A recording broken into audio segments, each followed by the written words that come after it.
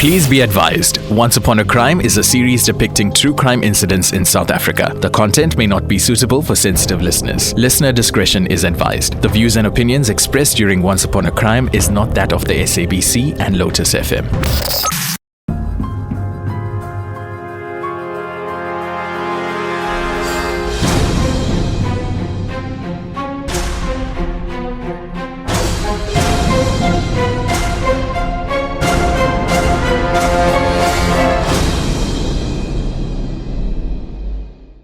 Hello and welcome to Season 2, Episode 2 of Once Upon a Crime on the Night Café, only on Lotus FM.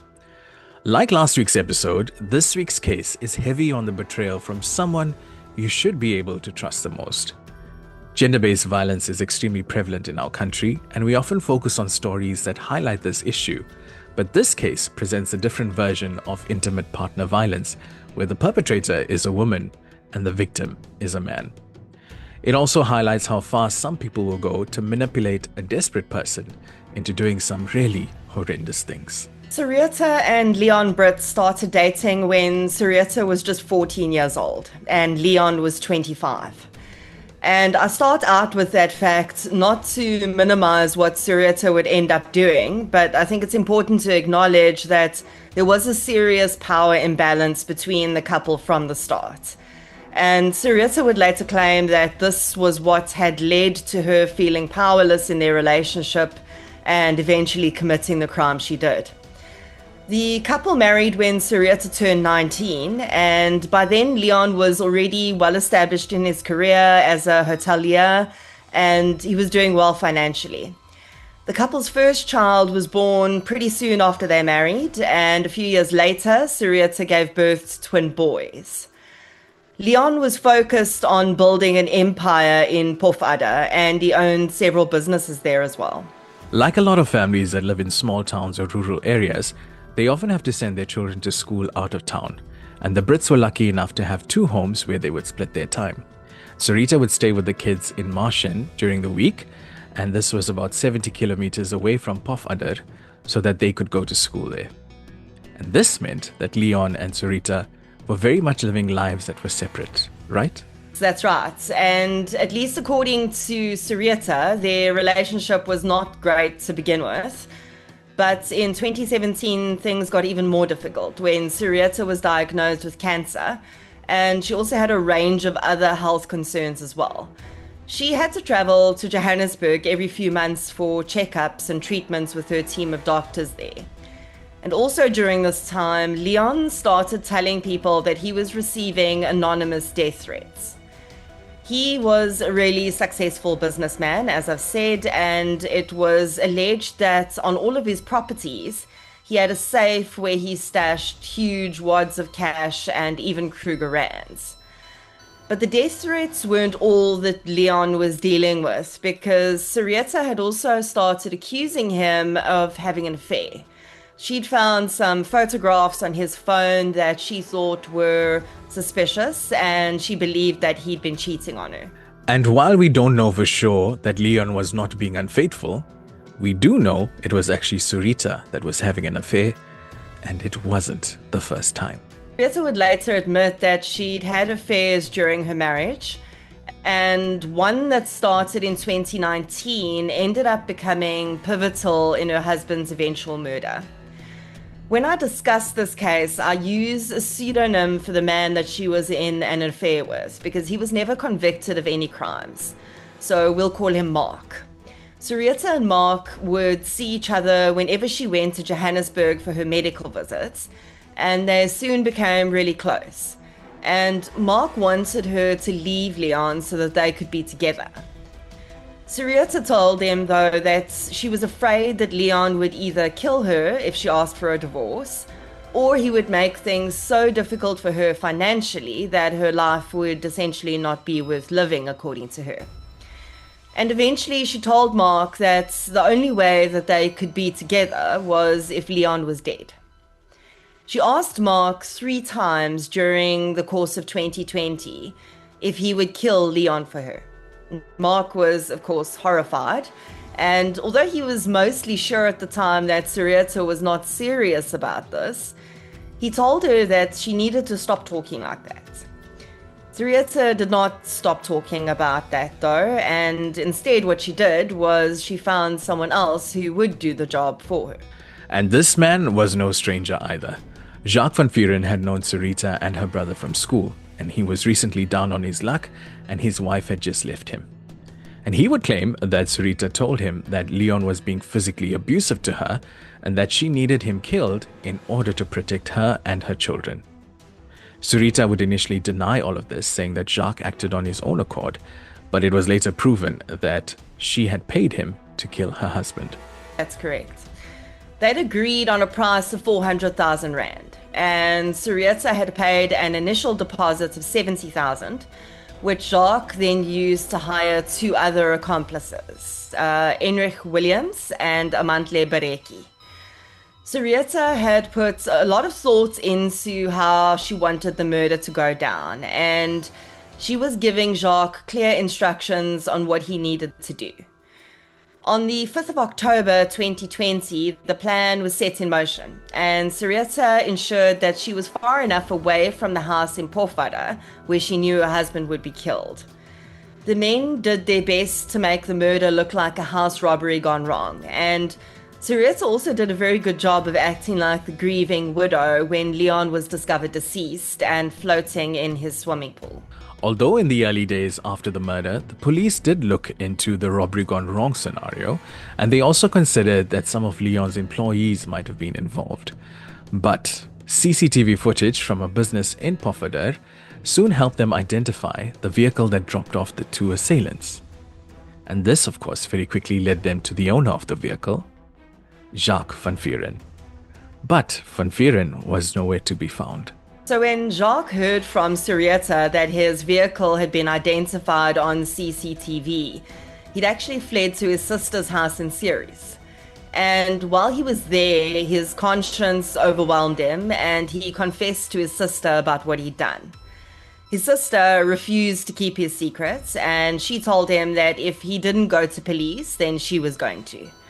But before Jacques could actually hand himself over to police, he was arrested. And over the next few weeks, so were Enrich Williams, Amantle Bareki, and Syreeta Brits. I can only imagine how horrified the people of Pofadder must have been when all of this came out. Syreeta and Leon had presented themselves as a perfect couple in public, and Syreeta had been acting like the grieving widow with eulogy posts to her husband on Facebook every few days since his death. It was most definitely a shock to everyone. And in a town where jobs are hard to come by, with no one running the Brits' several businesses, many people also lost their jobs and their livelihoods. At first, Syreeta was denying all of the charges against her, while Jacques had actually agreed to a plea deal. He agreed that he would testify against all three of his co-accused, and he pled guilty himself. And in exchange, instead of getting a life sentence, he got a determinate sentence of 25 years. And Syreeta ended up also pleading guilty in exchange for the same sentence, while the men who had physically killed Leon, Enrich and Amantle, ended up getting life sentences for their crimes. Nicole, Syreeta had claimed that she had been abused and coercively controlled by Leon for years, and that she felt that the only way out of that relationship was to kill him. She claimed that she believed that he would kill her rather than let her divorce him. What are your thoughts on that? Eventually, after she was sent to prison, Syreeta would come out with quite a lot of claims against Leon in an article that she did with Huisgenoot magazine, where she claimed that when she was, I think, 14 or 15 years old, Leon had forced her to have an abortion. She claimed she had been pregnant with twins, and because Leon at that stage was an adult and he would have been essentially guilty of rape, statutory rape, he had forced her to have an abortion, and that had started a lot of trauma for her. She also claimed he was abusive. Unfortunately, there was no substance to this in terms of evidence that could be proven. You know, there was no photographs of physical injuries to her. There was no reports of her mentioning this to other family members. But Syreeta does claim to this day that she was in a deeply abusive relationship with Leon, and that was why she ended up killing him. Now, while she was in prison, Sarita allegedly became involved with the mastermind of the Krugersdorp killer cult group, Cecilia Stain, and photographs emerged of the pair cuddling up in prison. Now, after this was made public, Cecilia was moved to a different prison. Now, we do remember Cecilia Stain from a previous episode here on season 1 of Once Upon a Crime. But what can you tell us about this, Nicole? Yeah, it was incredibly interesting to me. So with Sarita and Cecilia being romantically involved, there was no doubt about that. The photographs that we saw of them were very clearly of a romantic nature. It was a really interesting one for me because in Sarita's case, I'd seen Sarita. Sarita was certainly the mastermind of her own case. She was no wilting flower. She very well controlled the men in the situation who ended up committing the murder for her. And, so it was interesting to me to see her and Cecilia, who is also a very another strong personality, get together in prison. It's difficult to say what the dynamic there might have been. Sarita, of course, is a very beautiful woman. It's an interesting one. And then, of course, both were very put out when these, the photographs were taken by illegal cell phones. So, our perpetrators, our offenders in prison are not allowed to have cell phones. And that's those when those photos came out, the illegal cell phone was also found. And that was another reason that these two were separated. And they were both very put out by that. Well, that's really quite interesting. But Nicole, the determinant sentences that Sarita and Jacques got mean that they will be eligible for parole in 12 and a half years rather than 25. What's your opinion on this? Yeah, it's a difficult one. Whenever there's a mastermind such as, Sarita, what she did was pretty cold-blooded. And, something we didn't mention in the initial discussion of the case, but which I think is quite shocking, is that initially she wanted Jacques to kill her husband while their children were in the house. To make, to sort of bolster the fact that she wasn't involved, to make her look less guilty. And Jacques had actually refused to do that. He could not fathom killing, it was a bridge too far for him to kill a father in front of his children and put them through that trauma. But she seemingly didn't seem to have any qualms about her children having to experience that trauma, which was, it's a difficult one for me because that's, that sort of speaks to a bit of cold-bloodedness. But then I have also seen other cases where, there is ongoing this toxic sort of element in relationships and coercive control and abuse. And that doesn't necessarily make one person definitely the victim and the other definitely the perpetrator. Sort of those roles seem to switch over. So for Sarita's part, it's difficult for me to say whether she really should have got a life sentence or not. In terms of Jacques, he was also, he was really down and out. But I think that from his perspective, he knew exactly what he was doing. There was a little bit of coercive control from Sarita to him. She did threaten him a couple of times and things like that. So that element was there. But really for him, it was a way to get money. And I personally think that regardless of him testifying against the others, he should have got a life sentence the same as them. Nicole, you mentioned that Sarita and Leon started dating when she was just 14 and he was 25. How much do you think that age gap and the circumstances under which they got together made it harder for Sarita to ever feel like she had control in that relationship? It's a difficult one. So firstly, the age gap issue, when I read that she was possibly impregnated at such a young age, and there was clearly a sexual relationship from when she was very young, just that on its own is deeply problematic. There's no two ways about it. From a psychological perspective, a 14-year-old child is not ready for a sexual relationship. That is why we have laws in this country that protect children from that. And that is undoubtedly going to impact your psychology negatively. We have many, centuries ago, this used to be the norm, but we've now realized what a terrible impact it does have on children of that age. And we understand that partners should be, more closely matched in age. So from that perspective, I think, I definitely think the power imbalance was there in Leon's favor from the beginning. And also the fact that Syriza actually came from quite a poverty-stricken family, and Leon was very well off. Even before he started his own businesses, his family was very, very well off. So there was a financial imbalance there too. So just that tells me that, yes, I can understand how she would have felt that it would have been difficult for her to leave a relationship and still live the same lifestyle she'd grown accustomed to.